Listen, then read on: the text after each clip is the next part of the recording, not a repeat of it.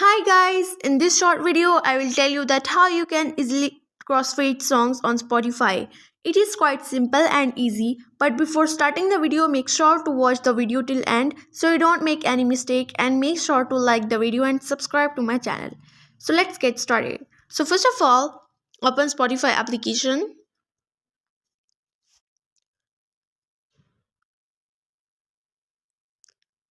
Now simply tap on your profile at top left corner of your screen.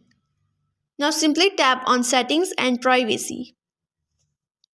Once you are on this page, you'll see an option called crossfade, and it's set to 0 seconds, which means crossfade is disabled on Spotify. To enable crossfade on Spotify, simply adjust the duration of the crossfade to your preference.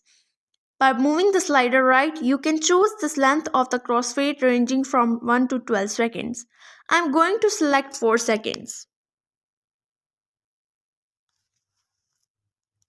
Now, whenever you play one song after another on Spotify, there will be a smooth transition as the first song fades out while the next song fades in.